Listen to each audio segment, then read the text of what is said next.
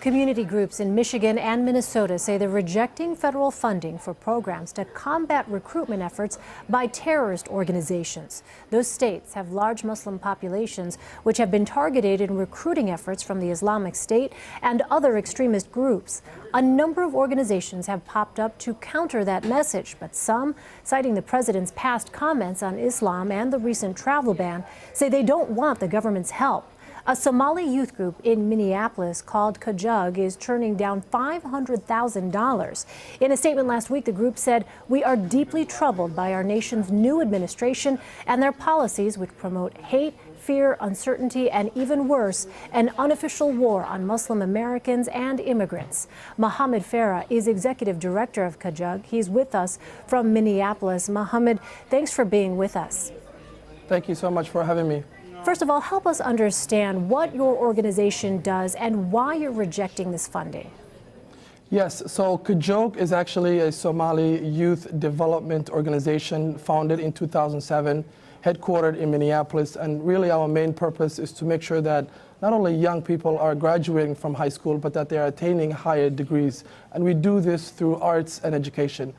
And the reason that my board of directors declined this funding, $500,000, is really, it all came down to principle. You know, $500,000 is a lot of money, especially if you are a nonprofit. But at the end of the day, you know, we work with immigrants, we work with refugees, we work with Muslims. And we believe that this new administration is against everything that we stand for. And so for that reason, we decided to really alienate ourselves from the ideologies that are coming from this administration. You use that word alienate. I want to point out this rhetoric in your press statement of an quote-unquote unofficial war against American Muslims. Does that kind of rhetoric only raise the temperature, you think?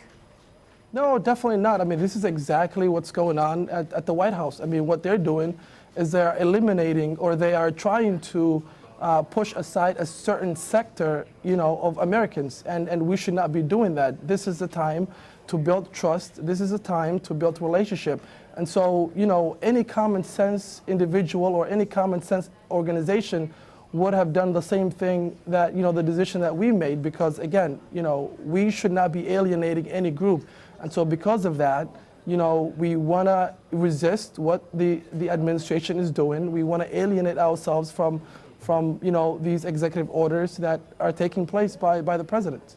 At the same time, Mohammed, as you know, in the past several years, the Justice Department has charged more than 20 people in Minnesota in relation to Al-Shabaab and at least 10 for supporting the Islamic State. Is this the right time to reject funding that would help fight recruiting? You know, and that's fine. But however, we're talking about a very small number of individuals compared to the population of Muslims across this nation. What we need to be doing today, what the administration needs to be doing, is build relationship. They need to be building trust. But right now, what we're hearing from this president, what we're hearing from this administration is division and really creating chaos throughout this nation. And we're not, Kajug is not about that. We're here to resist everything that this president is stand for, and that's why we're saying, you know, to take your money back, because I think we can do better by working with people that are like-minded across this nation. Well, the immigration ban is on hold right now. Would you reconsider your position if that executive order continues to be blocked? No, not necessarily, because this particular administration and this president came in with a certain idea, with certain ideologies, and those ideologies is what he's going through, what we're seeing right now, and those ideologies are to divide this nation, to divide the American public. And you know, we're very happy with what the judge did over in Washington, and we're hoping that this can, you know, this continues, that the judge continues to stop this executive order.